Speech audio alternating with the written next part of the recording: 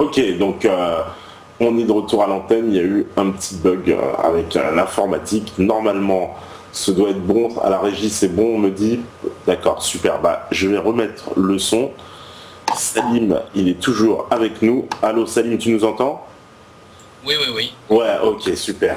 Donc voilà, bon bah écoute, il y a eu l'ordi qui a bugué, mais apparemment on me dit que c'est bon, ça passe. Voilà, c'est rétabli, donc ok, parfait. Ouais, et donc justement, il y a pas mal de questions, hein, comme tu imagines bien, sur le chat. On me demande d'ailleurs si la solution pour contrer un peu ce nouvel ordre mondial et ce satanisme, ce serait pas est-ce qu'il faut revenir aux religions? Je crois que c'est compliqué de répondre à cette question comme ça, parce que nous vivons dans une société désacralisée, où même le corps humain s'est désacralisé, tout a été désacralisé, surtout l'être humain, c'était l'objectif. Et les gens n'y croient plus, et en plus ils sont tellement hautains, prétentieux du haut de leur ignorance, que c'est vrai que c'est compliqué de leur expliquer les choses, il faut passer par une petite, on va dire, introduction. Mais pour résumer, oui, effectivement, c'est effectivement et définitivement clair. Tout ceci n'est qu'une question de religion. Alors, chacun fait ce qu'il veut de sa vie, sincèrement, je le dis vraiment sincèrement. Vous savez, il y a cette crapule, ce d'Éric Zemmour, qui est en train d'expliquer à longueur de journée, enfin pas à longueur de journée, mais dès qu'il peut, sur iTélé, que l'islam, chaque page du Coran, il a dit ça devant Domenech et l'autre cruche qui lui sert de speakerine, là, d'animatrice de débat. Il a dit que chaque page du Coran, il y avait écrit qu'il fallait tuer du juif et du chrétien. C'est quand même délirant, hein, de dire ça, hein. C'est complètement délirant. Et je lui rappelle juste qu'il y a un verset du Coran qui dit « Lakum dinukum waliya dini » vous avez votre religion et j'ai la mienne. Et puis c'est tout. Je lui rappelle également qu'un musulman a le droit de se marier avec une chrétienne ou une juive qu'on appelle les gens du livre. Donc il faudrait qu'il m'explique ce rien de la pensée française, ce néant, comment dire, ce détritus de la pensée, ce menteur et ce manipulateur. Il faudrait m'expliquer comment on a le droit d'épouser les filles des gens du livre et pour les assassiner en cachette pendant qu'elles dorment. C'est ça, c'est quoi le projet là encore? Donc j'ai fait une petite parenthèse là, sur Éric Zemmour, mais sur la religion aussi, pour expliquer que la religion, franchement, moi personnellement, chacun y croit ce qu'il veut. De toute façon, on n'entrera jamais dans le cœur des gens. Par contre, on ne peut pas imposer ça aux gens. C'est comme imposer à une femme de vous aimer, c'est complètement débile. Mais il y en a qui utilisent pour se faire la sorcellerie, hein. Notamment le cerveau de hyène au Maroc. C'est un mets extrêmement cher qu'on utilise pour justement jeter des sorts. Il y a une femme de ministre marocain qui a été attrapée pour du braconnage de hyènes au Maroc. C'est rigolo tout ça, hein. Vous voyez, des femmes de ministres qui font de la sorcellerie. Et c'est exactement la même chose en France, hein. La sorcellerie est extrêmement présente dans les hautes sphères de l'État. Pierre Bélanger l'a prouvé. C'est Pierre Bélanger avec son mentor Claude Desplaces, le voyant de Skyrock, l'a prouvé. Je l'ai prouvé dans le livre d'ailleurs. Oui, ça c'est ton livre, ouais, sur Pierre Bélanger. Ouais. La dérive Skyrock, Danse avec Bélanger, Danse avec le diable. Ce type s'amuse à bien... ils font de la sorcellerie, c'est du pur satanisme. C'est le patron de la net économie.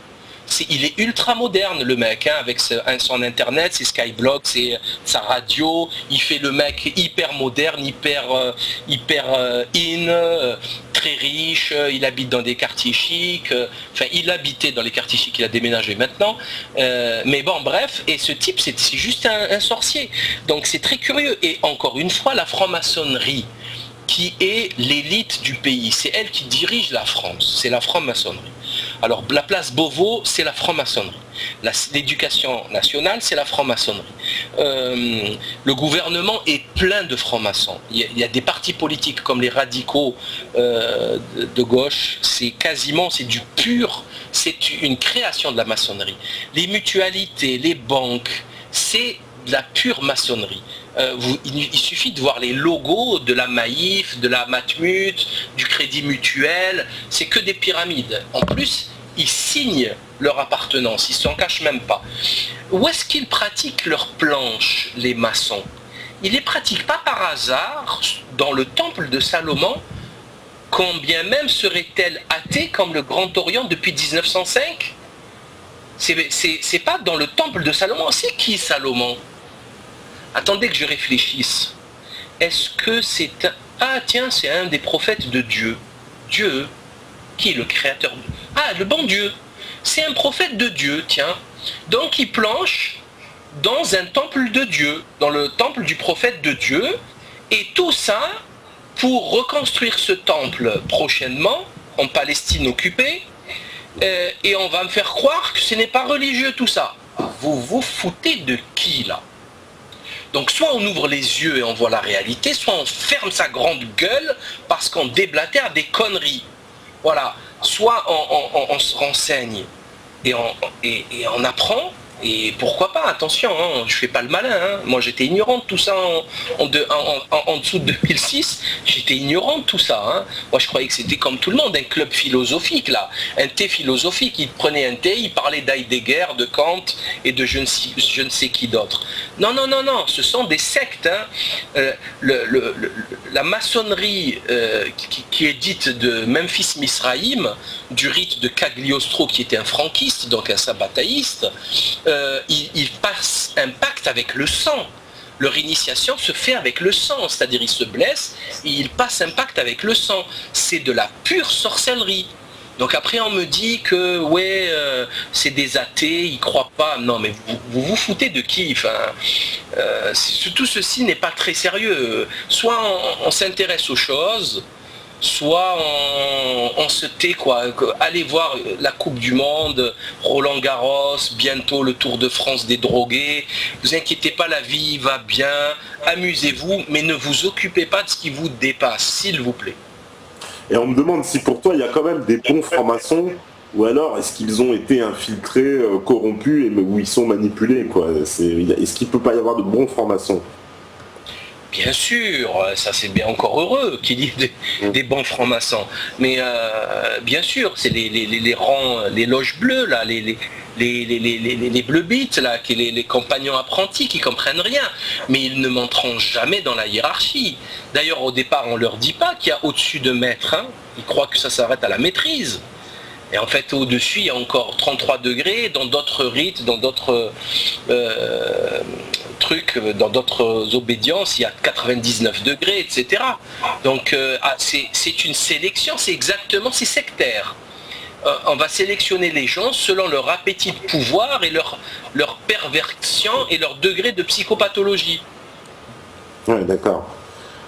On demande d'ailleurs si toi, tu avais déjà eu des propositions, est-ce que les francs-maçons t'ont approché déjà pour essayer de te coopter? Une fois, ouais, une fois ça m'est arrivé, j'avais fait une conférence, comme d'habitude je les ai défoncés, et il y a un type, c'est un franc-mac, qui se présente, il me dit mais non, mais tu devrais venir voir. D'ailleurs il me tutoie directement, alors bon il était âgé, hein. Il était vraiment âgé, il avait là 65 ans passés. Il me dit tu devrais venir voir, tu verrais que. Je dis j'ai rien à voir, merci. J'ai pas besoin de venir voir, c'est bon, j'ai ma religion, je sais vers qui me prosterner, je sais qui est le créateur, vous allez rien absolument m'apprendre de plus. Et c'était très sympa, le type gentil, hein, c'était pas méchant. Mais c'est des vicelards, hein, c'est vraiment des vicelards, parce que franchement, le type qui se renseigne, il y a vraiment beaucoup de bouquins sur la maçonnerie, sur le mal qu'elle a fait. Parlant juste des Cristeros, la Cristiada mexicaine, ils ont tué des centaines de milliers de Mexicains, c'est des malades. Ils rentraient, ils ont fait pareil qu'en France à un siècle d'intervalle, quoi. Hein. C'est des assassins avant tout, hein. C'est des régicides. Ils ont tué le roi, ils ont coupé la tête du roi, on ne sait pas pourquoi. On ne sait pas pourquoi, parce que la reine d'Angleterre, elle existe encore. Hein. Et quand elle est venue, on lui a fait un tapis rouge de 4 km. Hein. Donc pourquoi ils ont coupé la tête du roi? On aurait pu garder un roi, comme les Anglais, avec la maçonnerie qui domine tout ça. Donc après, ils ont tué le catholicisme, ils ont volé l'or des églises, ils ont tué les prêtres, ils ont fait le massacre des Vendéens, 200 000 personnes. C'est ça les humanistes? Non mais ça va pas, ces gens-là ont bâti leur pouvoir sur une mer de sang et d'ossements. C'est des charognards, c'est des criminels de masse. Et on nous parle d'humanistes aujourd'hui. Non mais vous vous moquez de qui? Vous savez, quelqu'un qui a bâti sa fortune sur un crime, son argent ne sera jamais de la vie blanchi. Pour l'éternité. On ne peut pas blanchir un argent sale pour l'éternité. C'est pas possible. Ça va contre les lois du cosmos. C'est métaphysique tout ça. Ça dépasse la physique. Donc c'est rigolo. Les mecs, attendez, on comptabilise d'abord vos crimes. On marque tout ça. On va voir c'était quoi la terreur quand vous vous entretuez tous entre vous. Tous ces épisodes de la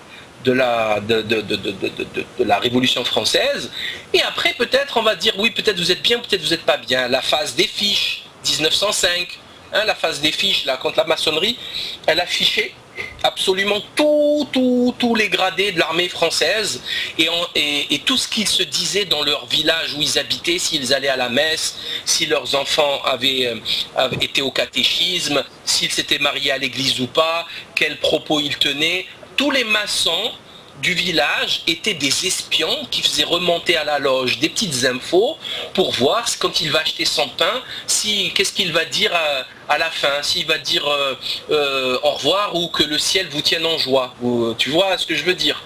Ça c'est plus catholique. Et ils notaient tout ça, et tous ceux qui étaient très cathos, eh ben, ils ne montaient pas en grade. Après on se demande pourquoi on a perdu la guerre contre l'Allemagne. Hein, parce qu'il laissait que la médiocrité montait en grade. Après on nous dit que non, c'est faux. Alors que tout ceci est acté. Enfin, il y a des bouquins là-dessus. L'affaire du général Bidule, comment il s'appelle,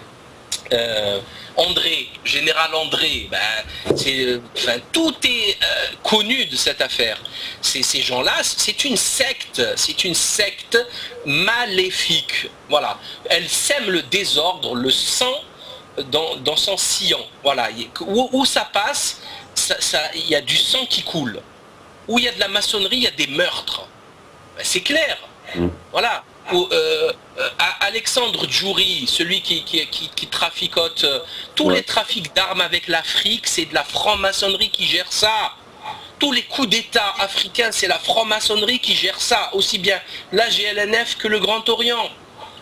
C'est eux, Djouri, Guy Pen, comment il s'appelle l'autre,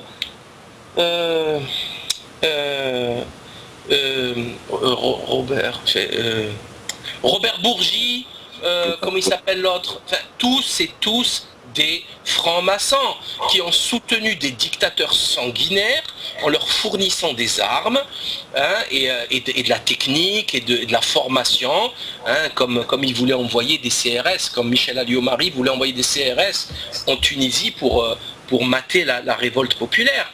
Ouais. Ces gens sont des démons, c'est des criminels.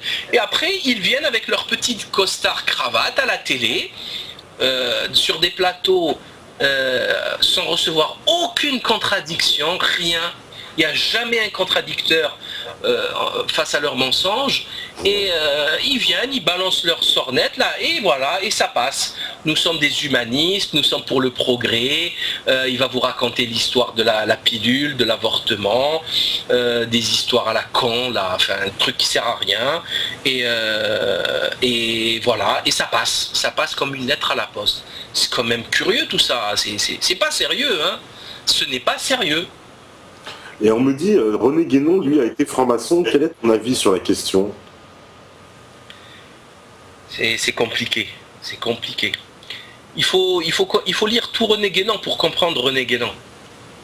Il faut lire tout René Guénon pour comprendre René Guénon. Sinon, c'est très compliqué. René Guénon est un personnage très, très, très compliqué. C'est peut-être l'esprit le plus aiguisé du siècle dernier, voire de ce siècle et des siècles prochains, si Dieu nous prête vie. C'est quelqu'un de très, très, très intelligent, de très puissant intellectuellement, et il a fait partie, les gens me disent, ouais, il a été franc-maçon. Mais il n'a pas été que franc-maçon, il a été spirit, franc-maçon, rosicrucien, gnostique. Il a fait partie, il a fréquenté les théosophes de Blavatsky, l'anthroposophie de Bidule, là, de Steiner. Il a fréquenté tout le monde, et de l'intérieur. Et qu'est-ce qu'il en a fait? C'est ça qu'il faut voir. Ben, tout simplement, un bouquin magistral qui démolit le spiritisme, qui s'appelle l'erreur spirit, d'ailleurs qui est disponible en PDF sur internet et que j'invite absolument tout le monde à lire. Ou alors là encore pire, enfin pas pire, c'est pareil, il a tué la théosophie de Blavatsky dans le livre Théosophisme, histoire d'une pseudo-religion, si ma mémoire est bonne. Voilà, après il a travaillé dans la France antimaçonnique, la revue, où il a tué la franc-maçonnerie, il a expliqué ce qu'était la contre-initiation, etc.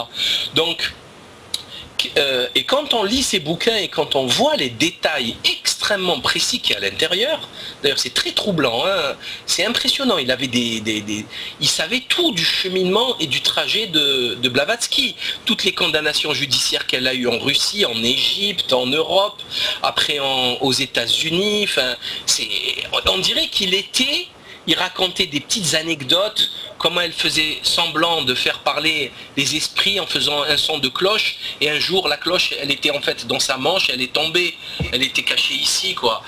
Il raconte plein de... C'est à mourir de rire d'ailleurs, ces deux bouquins sont exceptionnels, hein. Très ironiques, très piquants.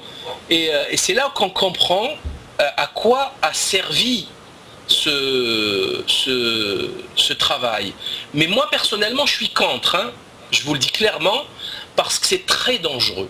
D'ailleurs, je ne sais plus si c'est Chacornac ou c'est un très proche de Guénon qui a dit que dans le premier groupe de spiritisme de l'époque, très peu, tous ceux qui ont participé ont fini fous, sauf Guénon. C'est-à-dire qu'il y a des choses qu'il ne faut pas faire dans la vie, même pour tester, juste pour voir. Hein. C'est comme par exemple mettre ses doigts dans la prise électrique juste pour voir. C'est débile, il ne faut pas le faire ça. Et c'est pareil, la sorcellerie, ça marche, c'est sérieux. C'est très sérieux, il ne faut pas le faire, même pour essayer. Et donc moi je suis contre. Par contre, Guénon, c'est pas n'importe qui. Et il faut le lire pour le comprendre. Il a fréquenté les personnalités les plus importantes de son temps. Il a été en lien avec les occultistes, les personnalités politiques. Il a été en contact, il était très au fait de la problématique sabbataïste. Ça, c'est quelque chose que je suis en train de découvrir actuellement dans des lectures très, très, très intéressantes. Et le bektachisme, etc. Et Guénon, c'est une fusée, quoi. C'est une comète, hein. C'est quelque chose de rare qui passe de temps en temps dans l'univers, quoi, dans la vie de l'humanité. Il faut en profiter.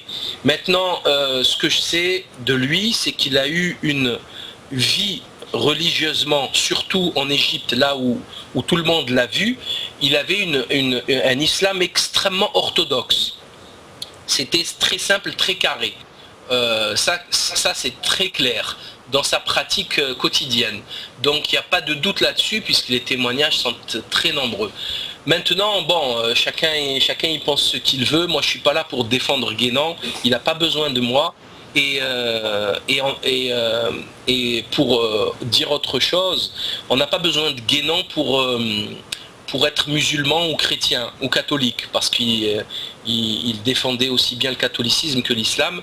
Et Guénon, c'est un travail intellectuel qui va au-delà de la religiosité simple.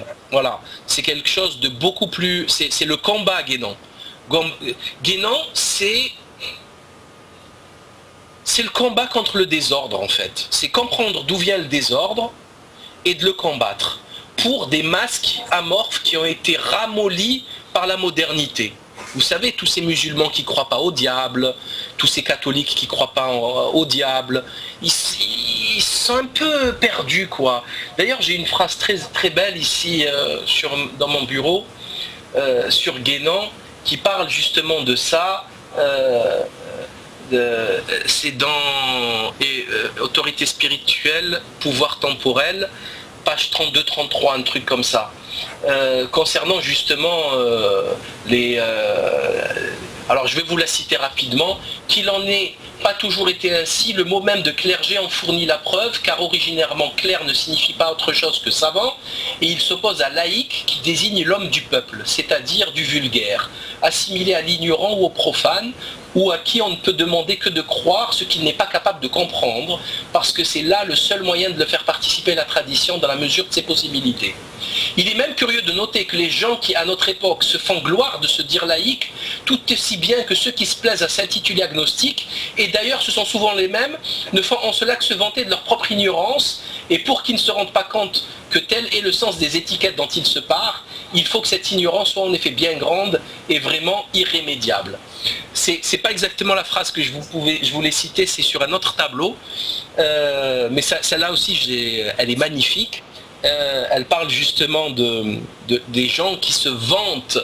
Ça, c'est une phrase typiquement guénonienne, hein.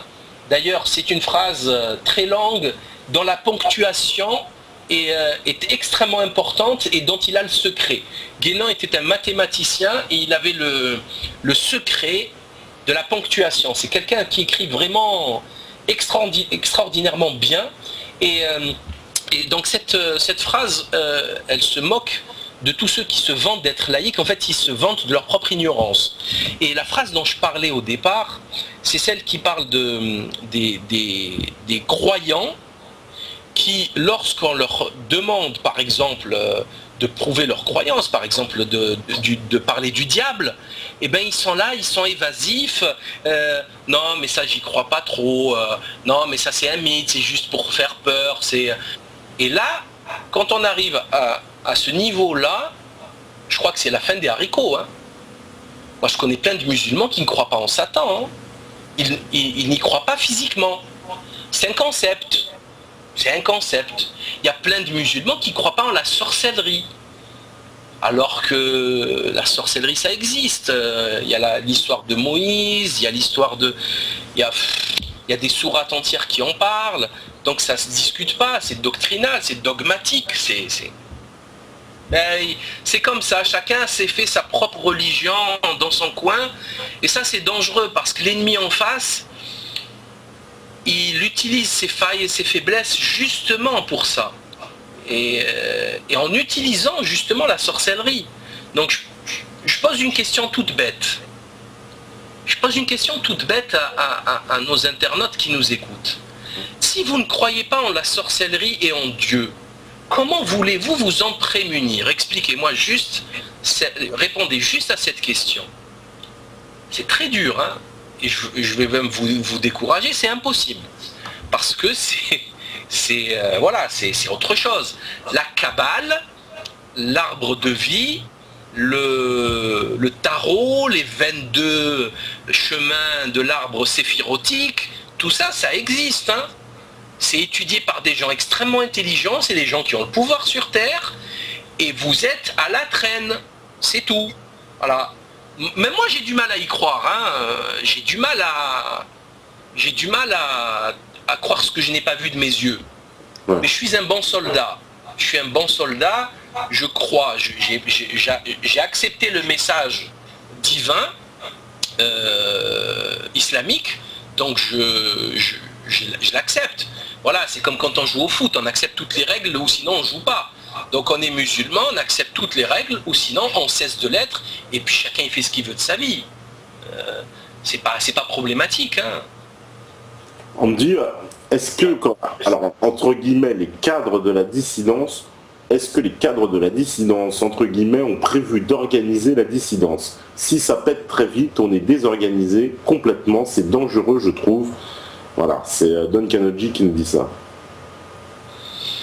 Ben moi je suis je suis contre une organisation, une centralisation. C'est exactement l'inverse qu'il faut faire. Parce que si tu abats la tête, tu abats tout le système.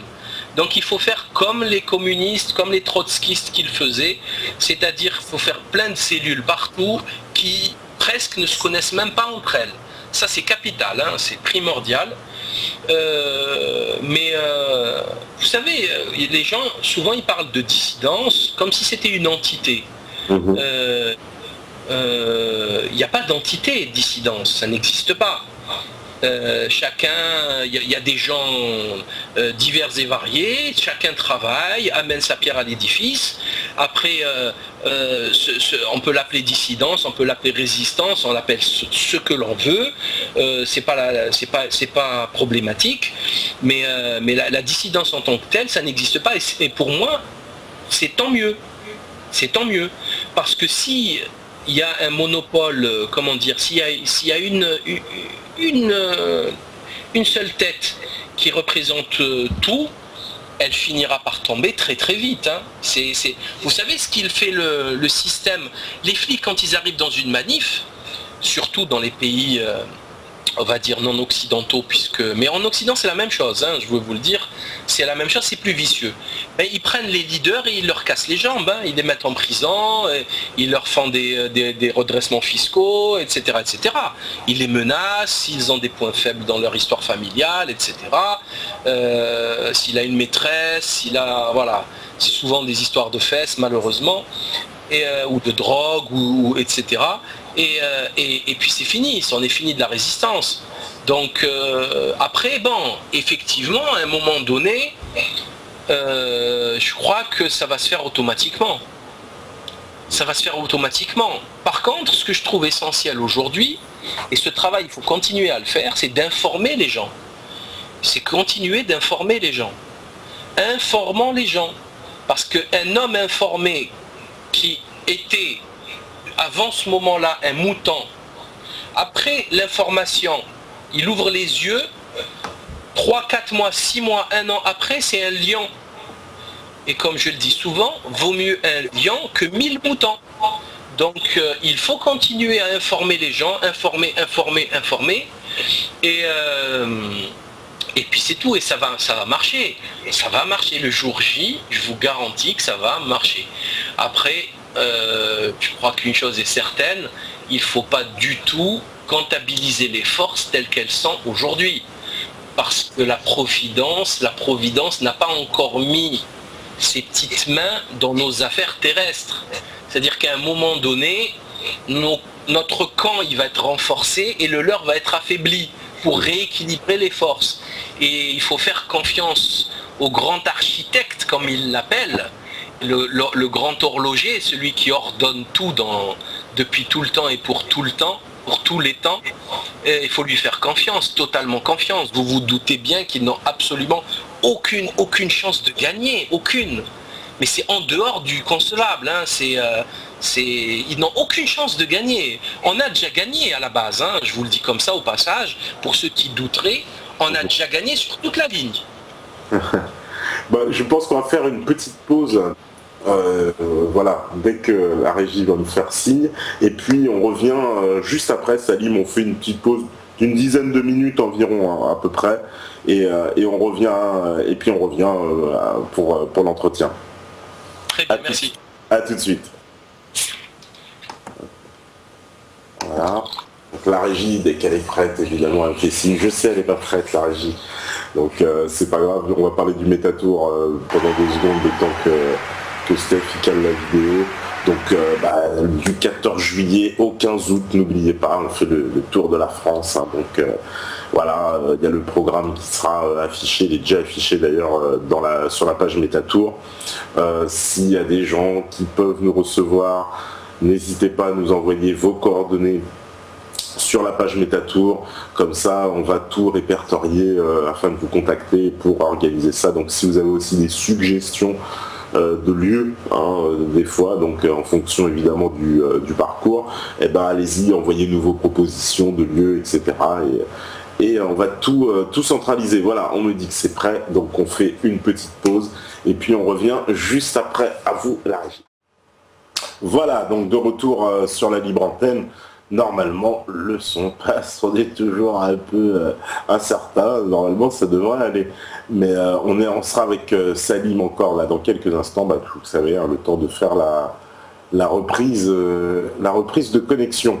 Donc ça permet de parler encore du Métator, décidément j'insiste avec ça, mais bon, c'est quand même un gros projet pour l'été. Donc bon aussi d'ici là, je rappelle qu'il y aura le bal des quenelles. Je rappelle qu'il y aura normalement pas mal encore une belle course, on va dire, jusqu'à la dernière. La dernière, de toute façon, ce sera le vendredi 20 juin. Voilà. Donc vendredi 20 juin, oui, ce sera la dernière. Il y aura peut-être une émission spéciale, évidemment, le 28. Donc entre la dernière et le Métatour, une espèce de pont, ce sera encore une émission un peu ambiance live concert, avec des artistes, la formule qu'on avait fait ce week-end et qui vous a apparemment beaucoup plu. En tout cas, on a eu beaucoup de bons retours sur les concerts, sur les artistes qui sont venus. Voilà, on remercie encore Aigle Lyrical, SKS Crew, La Razia, Sofiane, qui sont venus pour faire du live on direct, comme on dit, et c'était un super moment de session freestyle, en tout cas pour ceux qui ont regardé.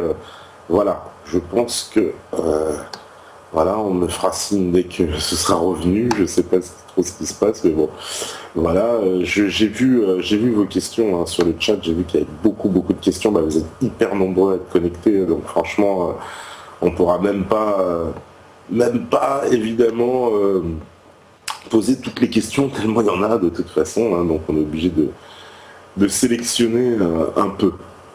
Alors, on me dit affichez-vous tous les donateurs. Je ne suis pas vu. Pourtant il me semble que si, c'est prévu. Je ne sais pas, mon cher Jim Caz. Il doit y avoir tous les donateurs qui doivent s'inscrire dès que vous prenez. Voilà, Salim, il est revenu avec nous. Je pense qu'ils sont en train de faire les réglages et dans quelques instants, de toute façon, dès que ce sera prêt, on va le faire signe.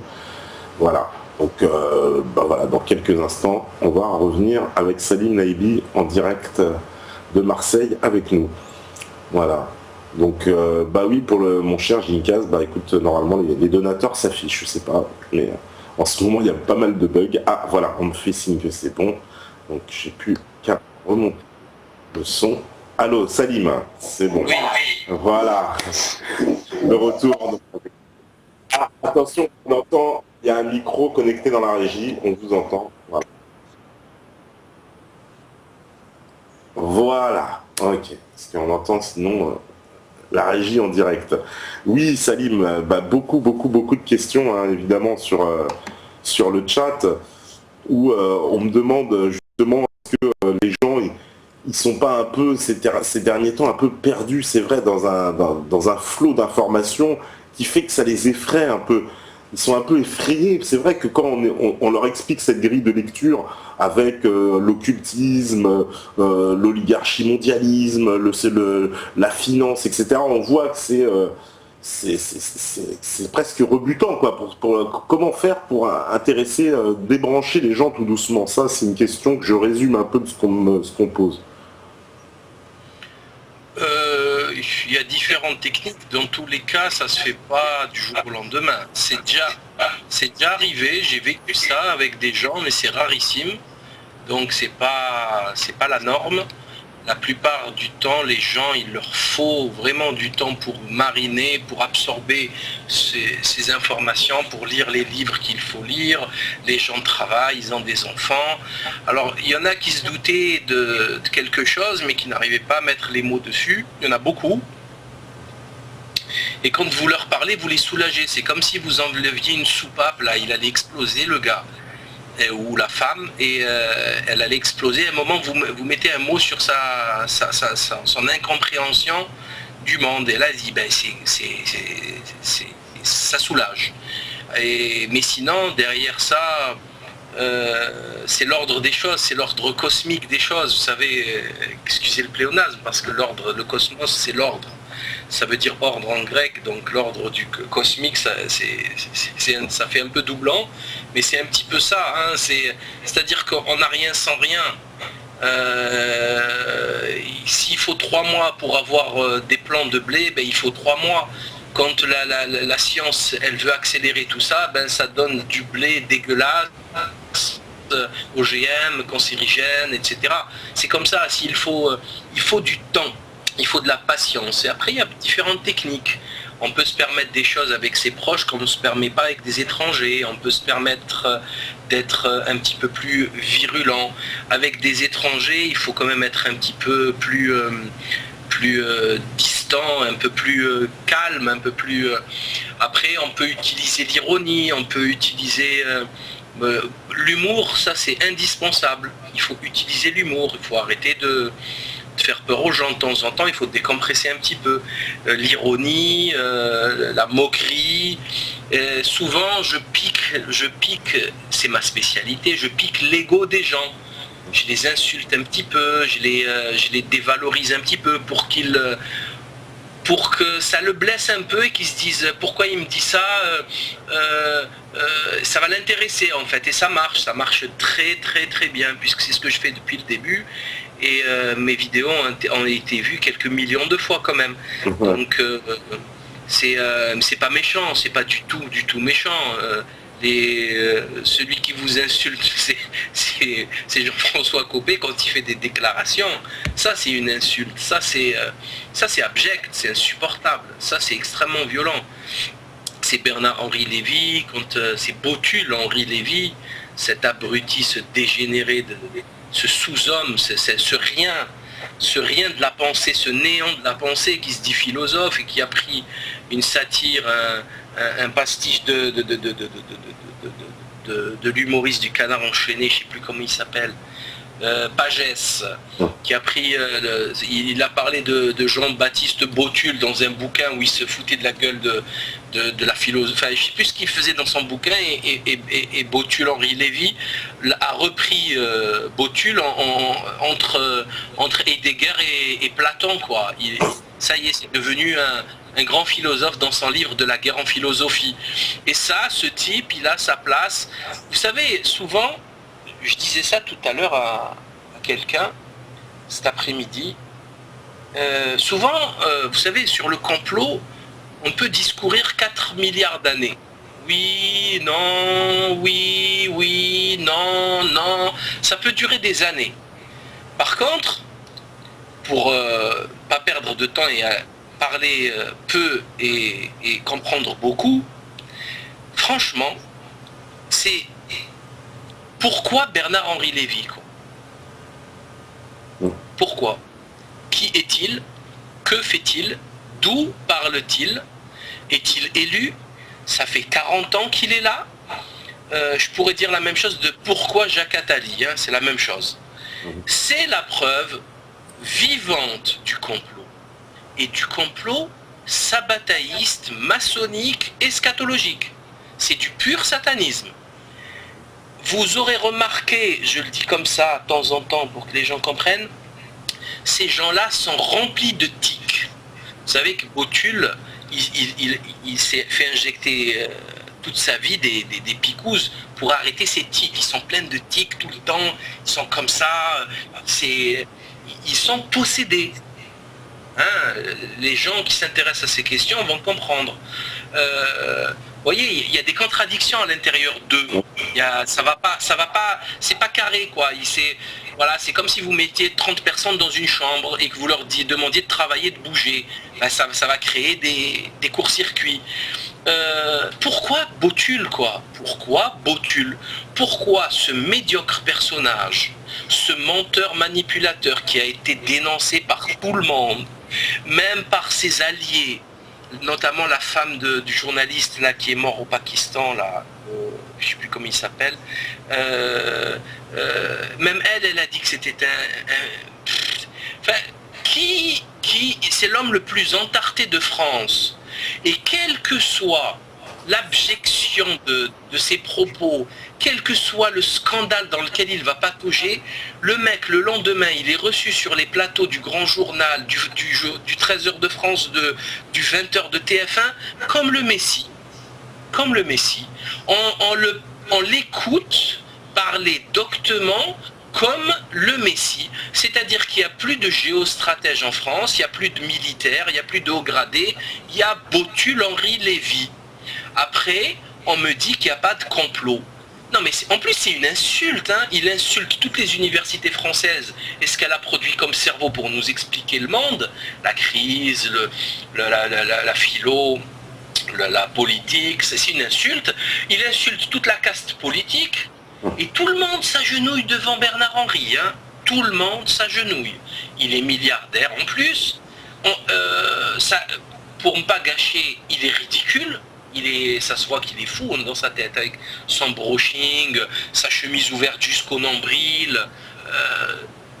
Il est ridicule, il est pathétique ce type. Hein. Même sa femme, là, c'est celle qui lui sert de femme, parce qu'il est avec plein de conquêtes en même temps. L'autre, là... Ariel Dombal, ouais. Ariel Dombal, mais c'est une chose, elle aussi. Faut le voir pour le croire. À 60 balais, elle croit qu'elle a 20 ans. Faut arrêter un moment quand même. À un moment donné, faut arrêter le cirque. Ben non, ces gens-là, c'est un mélange de chutzpah et de pile-poule. J'appelle ça le chutzpoul. C'est le culot total et le pile-poule de la contradiction et du débat en racontant tout et n'importe quoi et ça passe. C'est phénoménal, hein, c'est phénoménal.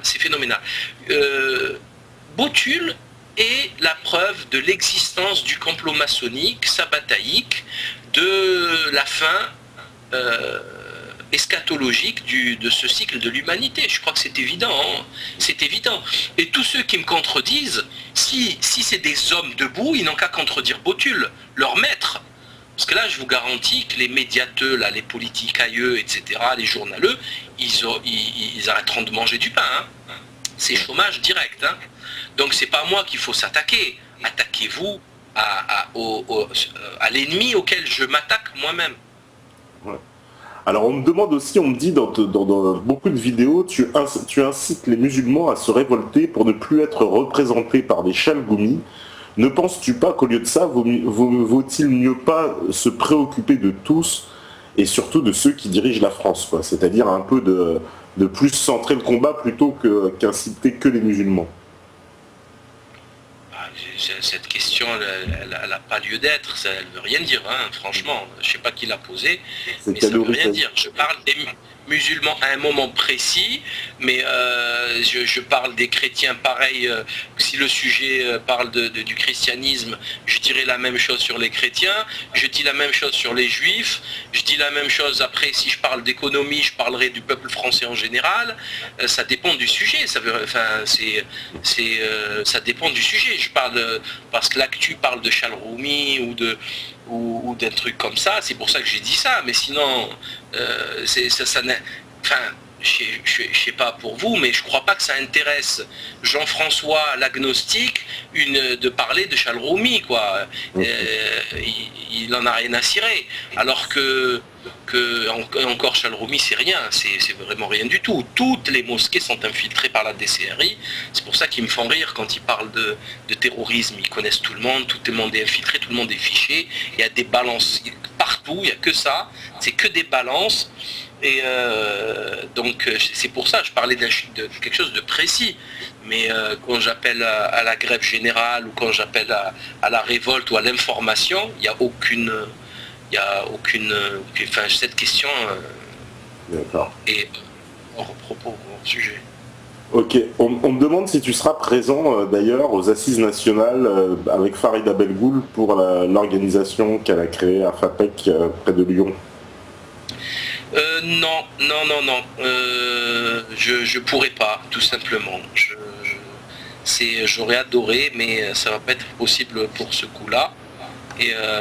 Mais bon, est-ce que j'ai besoin de dire que je soutiens totalement la FAPEC et les prochaines initiatives de Farida Belgoul, qui est un exemple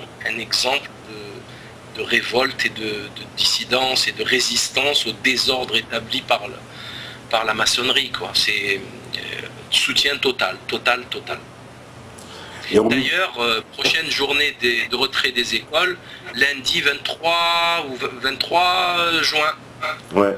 Donc, à préparer dès maintenant pour garder les enfants, etc.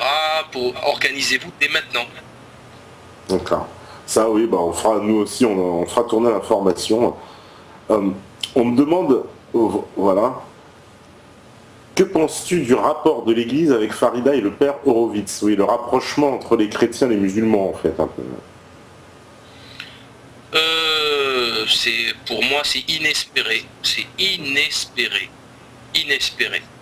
C'est magnifique. C'est extraordinaire. D'après ce que j'ai entendu, j'ai parlé, le père Horowitz a l'air de quelqu'un de très sincère et de très fort. Il s'est mis à dos tout son clergé. D'ailleurs, Farida Belgoul vient de publier un papier là-dessus, puisqu'il a été mis au placard par le diocèse de Toulon, le père Horowitz, ce qui est gravissime. Bon, c'est toujours pareil. L'Église est infiltrée au plus profond des hiérarchies. C'est une catastrophe, exactement comme l'islam, exactement comme le judaïsme. Il y a des homosexuels, il y a des pédophiles, c'est une catastrophe. Et dès que vous parlez de choses sérieuses, ils vous mettent au placard. Hein. C'est catastrophique. Mais c'est eux qui le font pour discréditer l'Église. C'est fait exprès, en fait. Ouais. On me demande d'ailleurs, est-ce qu'il existe un représentant plausible à l'islam de France? Non. Non. Non. Un représentant de l'islam... D'abord, ça ne peut pas exister. Ça ne peut pas exister parce que c'est factuellement impossible, puisque ça n'existe pas un représentant de l'islam d'Algérie. Vous voyez, ça ne veut rien dire. Ça veut rien dire. Il y a des penseurs. Il devrait y avoir des penseurs, qu'est-ce que je dis, des imams en fait, des chouyours, on appelle ça des chouyours, des grands savants de la religion, mais il n'y en a pas en France, ça n'existe pas. La médiocrité est affligeante. Il n'y a pas d'islam en France, ça n'existe pas, je crois que c'est clair. Les salles de prière, les mosquées, c'est des salles de prière souvent dans des caves. C'est pathétique, hein. C'est pathétique. Il n'y a pas d'islam en France. Ils se battent entre eux. Il n'y a que des scandales. Le mec qui part avec la caisse. C'est monstrueux quand vous vous mettez là-dedans et que vous apprenez ce qui se passe. Mais c'est monstrueux les arnaques qu'il y a. Mais c'est systématique. Ils mettent la pire crapule à la tête de la mosquée. C'est la DCRI qui s'en occupe, hein. Et n'allez pas le déloger, c'est impossible, il est indélogeable le mec. Hein. Et en fait, il faut créer sa propre mosquée, mais sinon, lui, il est là ad vitam aeternam, jusqu'à ce que mort s'en suive. Donc c'est des chouyours, qui tiennent l'islam. On appelle ça les awliya Allah, les walis de Dieu.